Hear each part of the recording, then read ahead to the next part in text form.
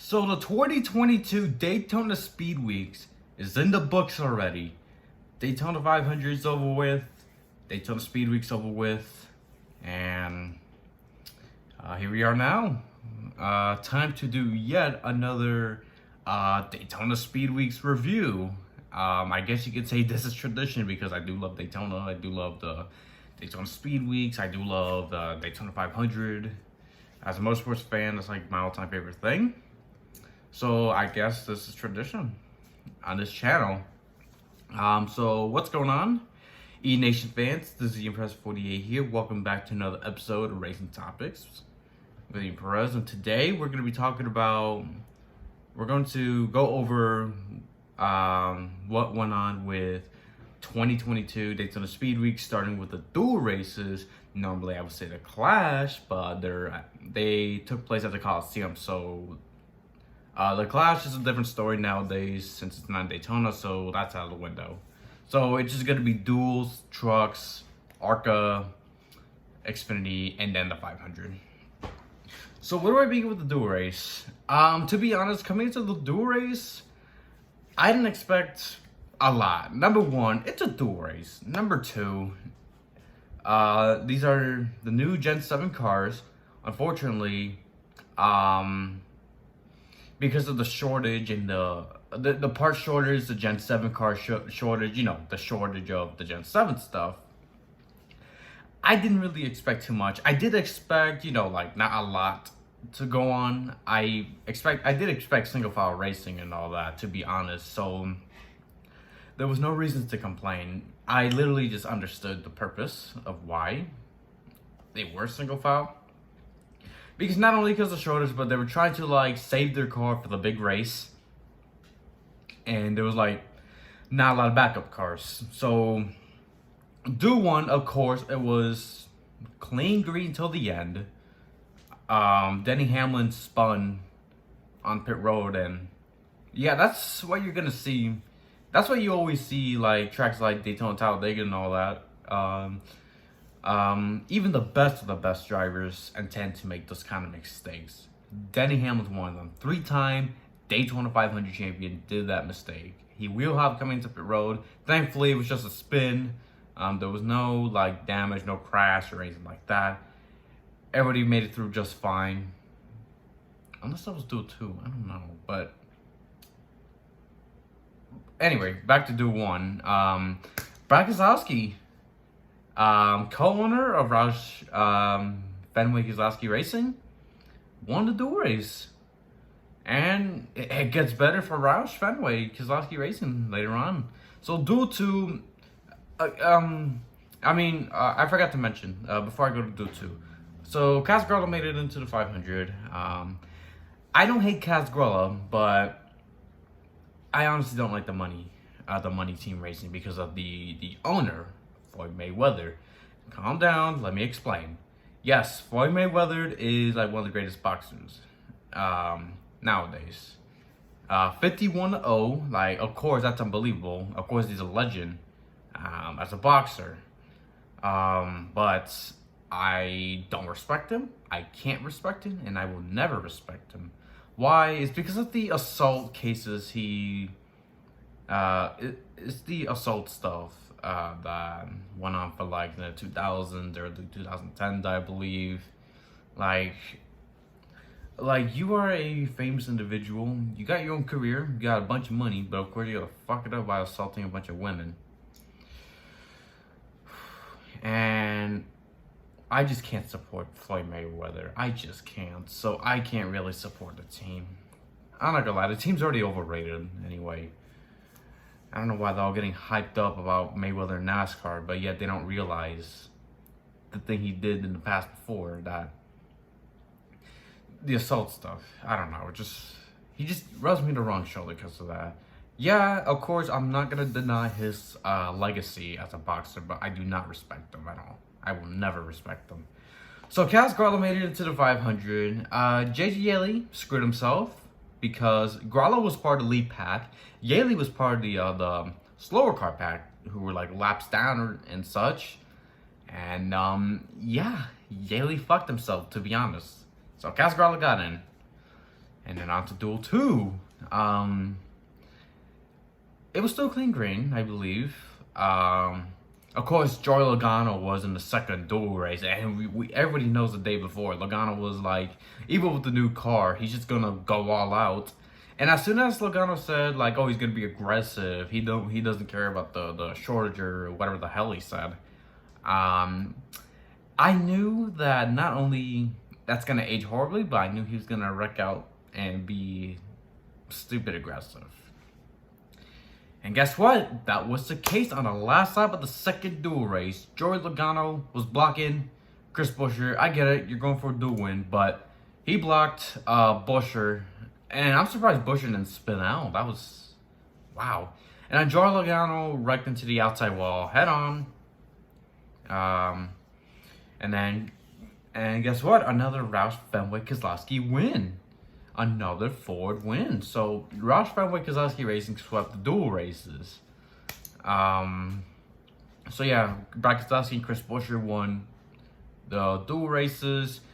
Luckily, Team Penske had like 2 backup cars. So one of the backup cars was for Joey because he wrecked out. Harrison Burton did get a piece of it, but he didn't have to go to the backup car. He's fine. So yeah. So the dual race, I can't say anything bad about it because I just said like, hey, because of what's going on with the Gen 7 stuff, the shortages, hey, I get it. And also you gotta keep your car clean, of course. So yeah. And then we get to the truck race, and the 2022 Daytona truck race was the first truck race I've watched since the Bristol race, the one I had a meltdown. The one I had a meltdown about that I quit like nearly the end of the race. So yeah, I did not even watch like the remainder of the truck races last year, for real. But thank God I didn't. They were fucking stupid last year anyway. But so honestly, to be honest, the race was actually surprisingly good. It wasn't stupid for almost 100% of the race, I'll tell you that.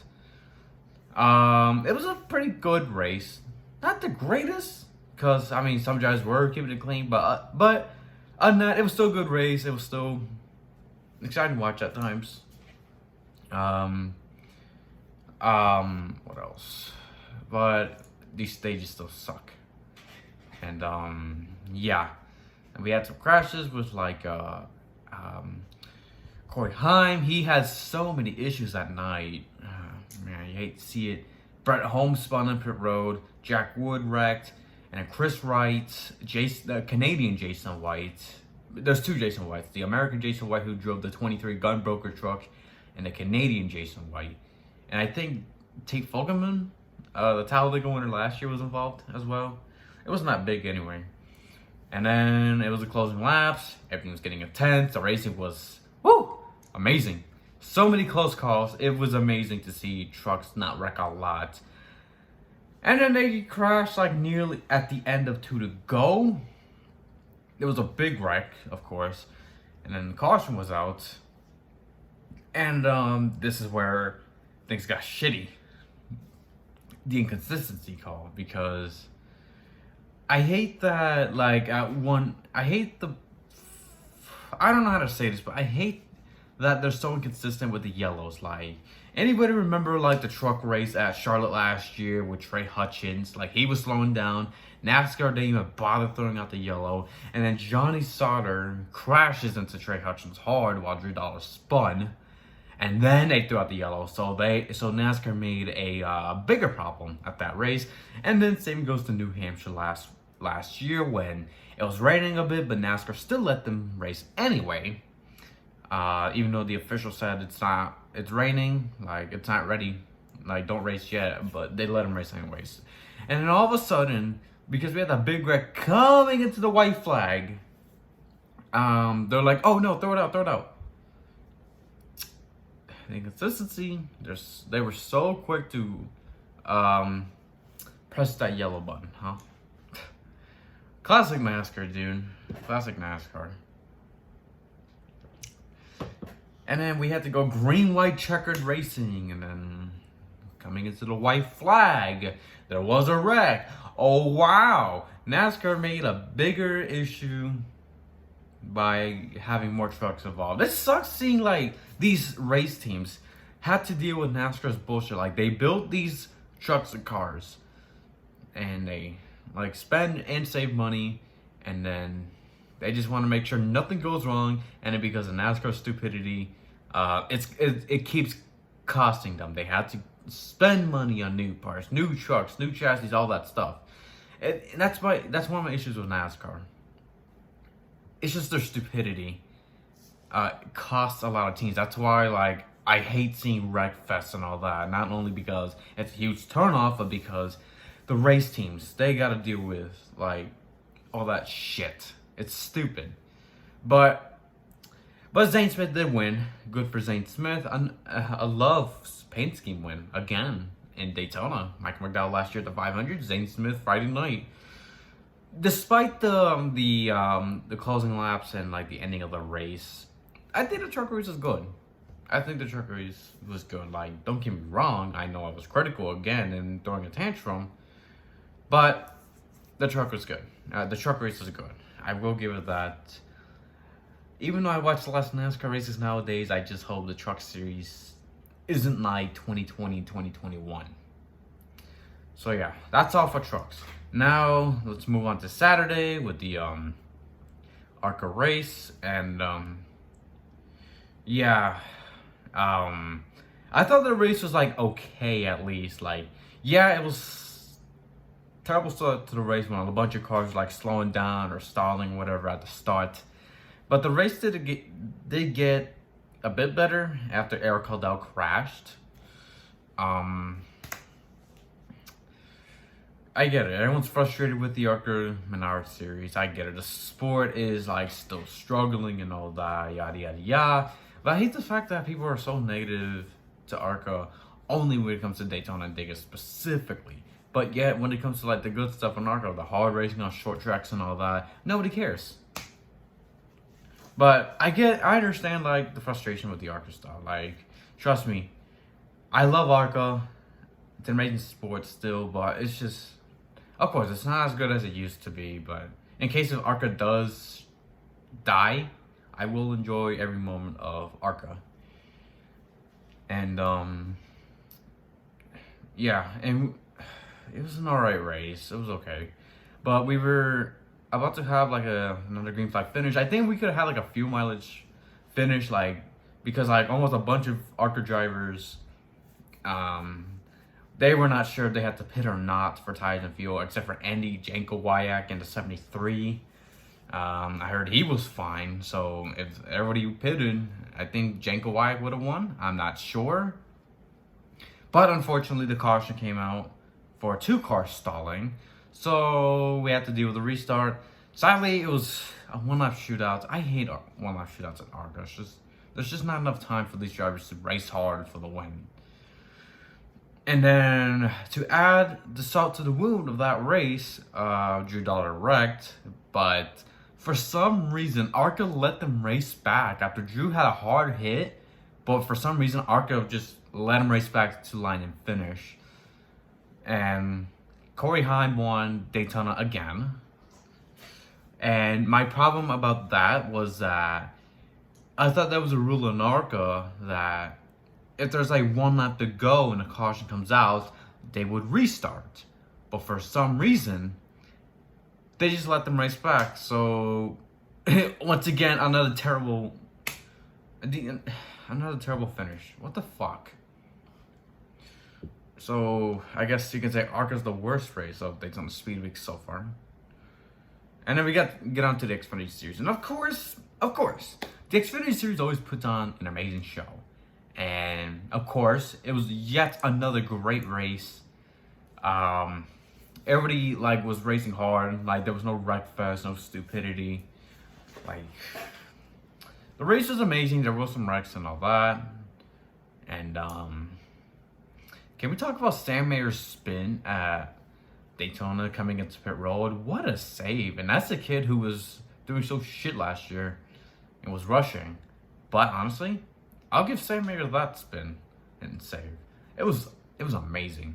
I'll give him that. So yeah, there were some wrecks, but there was mostly great racing. Not Yellowfest, just the racing stuff was amazing. I know the second part of the race, stage 2, yeah, it was calm, but it did get racy at the end. Even though stages suck, the racing was good.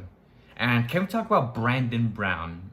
He had to go through a bunch of bullshit, like, because of those stupid people at Talladega last year. And yeah, Kelly Stavas did the wrong thing by intervening, or like saying that, or maybe she didn't hear it. I don't know, dude.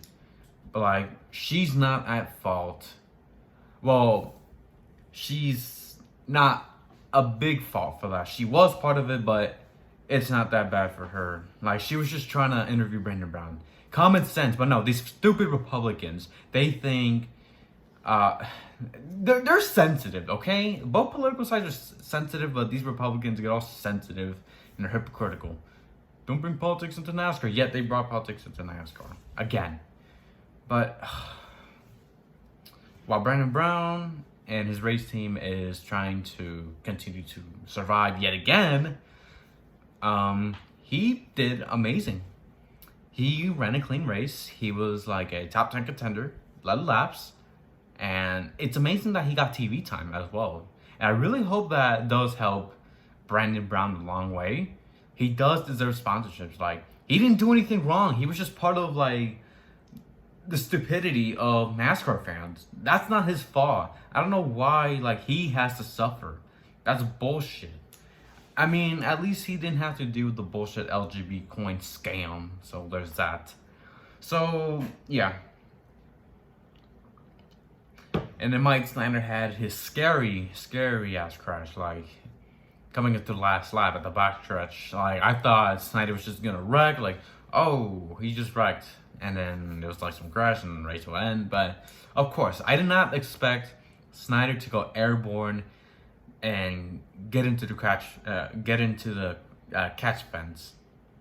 Of course, that was scary because like we've had scary crashes the past 3 years when it comes to Daytona races on February. But thankfully, Maya walked away okay. Safety has come a long way in NASCAR in the past 21 years. I'll tell you that, and that's just amazing. So Austin Hill won Daytona. Yeah, I had a feeling the RCR cars would be like a factor, and Austin Hill won the race.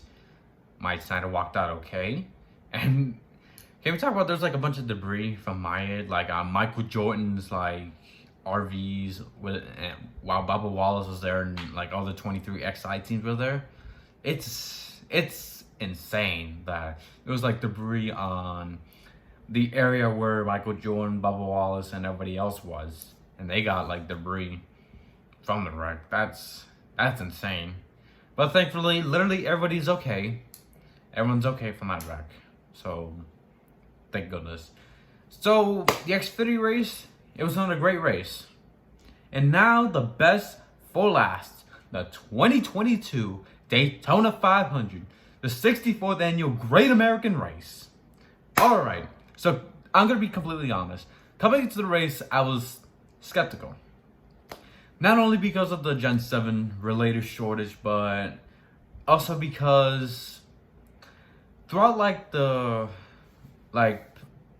past 5 months, I was concerned about like how the safety is with the Gen 7 cars, because there was like talks about, oh, there's not a lot of like safety stuff. Like everyone was just talking about like how the safety is with the Gen 7. Is it safe? Is it dangerous? Like, is it gonna hurt someone easily? Like, we don't know. So I was skeptical coming into the race for many reasons. I cared less about how the race went. I just cared and wished that it was a safe 500. That's all I cared. And honestly, the 2022 Daytona 500 was a great race. It was great. Holy cow, the racing was just amazing. Storyline, the atmosphere, the energy of Daytona. I know it's just a Daytona 500 and we get that every year, but holy cow, I love the atmosphere and the energy of this year's Great American Race. It was amazing. Stands are packed. Sold out on the stands. Sold out in the infield. It was incredible, man. Like, it's amazing. It's amazing. And it's just amazing to see, like, there's no, like, limited restrictions. Like, there's no restrictions at all. I mean, hopefully, like, cases continue to go down so far. Like, a bit up and down, but mainly down. But who knows? COVID's the least of my concerns, just how the mandates is nowadays. But the 500. Let's get back to the 500. Wow. What is there to say about this race? The race was amazing. And I don't know if it's a new car or the package or both. I don't know. I don't know. But it worked. It worked. NASCAR, if NASCAR races at Daytona and Talladega moving forward with the Gen 7 cars, keep the package. Keep it. Keep the package because it's amazing so far. It's good so far. Oh man. Whew. I'm just hyped. I don't know what else to say, but yeah, there was great racing, but then, like, let's talk about the issues with the Gen 7 so far at the 500. The one lug nut thing, I was supportive about that for 2 years. And don't get me wrong, I'm still not against it, but it was so weird and unfortunate to see, like, drivers losing the wheels easily. And then whenever you spin, you have flat tires. With those new tires, with the one lug nut, the new rims and all that, it's weird that they get beached, like they're stuck. They can't go anywhere. So yeah, I really hope, like, there's a fix to that. I really hope that they continue to fix the Gen 7. And yes, the Gen 7's growing pains, I know that. But I really hope they fix that solution right away. Let's see how it goes. But yeah. And Harrison Burton, honestly, he was a contender early in the going. But then unfortunately the first big one happened. Because of Fox's coverage nowadays, how crap it is, I didn't even know Harrison Burton flipped. I thought, like the coverage, like, oh, Byron wrecked, oh, Kyle Busch spun, oh, those two. And then it was like, oh, Harrison's in it, 3 cars involved, oh, Alex Bowman's there, oh, Ross Chastain's there. Like, they just had to be on board with Denny Hamlin when that wreck happened. I get it, the race is unpredictable, you never know what happens, but at the same fucking time, come on. The Fox's coverage has been shit since, like, ironically, when NASCAR went to FS1, the Xfinity Cup Series. I find that ironic that they've been shit since FS1 was, like, a thing. Ironic. Speed dive for nothing, people. But yeah, Harrison Burton got airborne and flipped. He flipped once, actually, like, and he did this, but then got back on full wheels. Thankfully, he's okay. Everybody was okay. Some got it going. Others didn't. Others wrecked out of the race. NASCAR should not do anything about that. Should make any changes about that because, like, it was just a freak accident. Burton's okay. Plus, you can't. NASCAR will never realize that no matter what they do, no matter how many horsepower they take away, they're always gonna go airborne. No matter what, no matter how fast or slow the cars are, they're always gonna go airborne. You can't do anything about it. You can't change physics, you can't change logic, you can't change gravity and all that. But it wouldn't surprise me if NASCAR just makes another change and makes the race shit. I get it, safety and all that, but you can't change physics. The car went airborne, it goes airborne. As long as the driver's okay, that's it.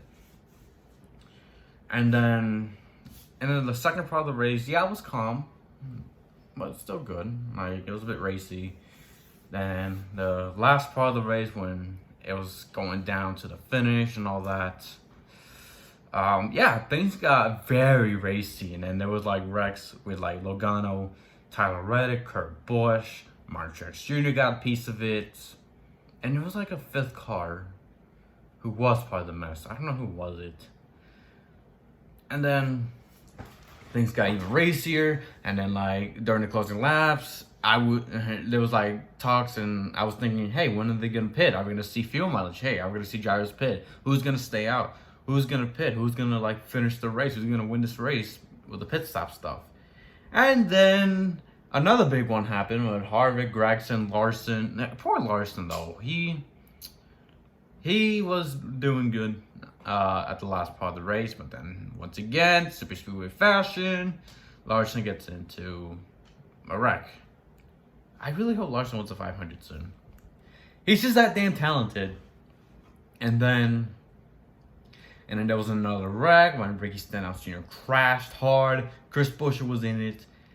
And did anyone notice, like, I did not notice this live, but did anyone notice when they were showing replays, they were on board with Stenhouse, when he crashed to the inside wall hard, like, his impact like this, looked like it was no Hunt. I mean, of course there wasn't Hunt device, but it was weird to see Stenhouse crash like this. Like, holy shit, that was, wow. Thankfully he's okay from what I know. Hopefully he is fine. But holy crap, the impact. And then we got to the last 2 laps of the race where shit just got real. Austin Cindric fighting for a 500 win, and then coming to 3 and 4 in the travel for last time. Blaney was going after Cindric, and then of course Austin Cindric touched Blaney. He moved him out of the way, then Blaney got into the wall, and then apparently like his suspension broke. He kept hitting the wall, getting loose and all that. And then here goes Bubba Wallace coming into the inside, and then they made contact, and then Wallace got to the apron, and then checker flag. Austin Cindric wins the 64th Daytona 500, and it crashed behind them. And wow, that was an incredible race. And I just want to get this out here. I was only upset, not mad upset. I mean, I was mad upset, but I almost cried, to be honest. The reason why I almost cried and like I was upset as well was because I wanted to see Ryan Blaney win the Daytona 500 so bad. Not only because he's one of my favorite drivers, but because he was so close to winning the 500 so many times. I thought 2018 was painful because he dominated that race. And then caution came out for Byron spinning. And then he has a race to win the 500. Oh, and he was part of the wreck with 2 to go. Like, I thought that was painful, but this one hurts the most now. Like, here's the thing. I was not mad at Austin Cindric. Austin Cindric did what he had to do to win the Great American Race. It's the Daytona 500. Teammates don't matter coming into the line. And, like, I get it. So I was not mad at Austin Cindric one bit. I was just heartbroken from Blaney more. So I was not upset for Cindric. He did what he had to do. It sucked as like a Blaney fan, but it is what it is. Cindric was the better man at the end. So congratulations, Austin Cindric, on winning the 64th annual Daytona 500. Holy cow, dude. And Bubba Wallace second once again for the second time in Daytona 500 in his Daytona 500 career. Like, he's always a factor of super speedways. Like, he can show that he can win races, but he just needs to close the deal. And I can tell, like, Wallace can, like, run well in any race if he, like, has a good car, like, runs, like, top 10, whatever. But something always happens, and he just needs to, like, close the deal with, like, win or, like, better finishes. I really hope Wallace does better.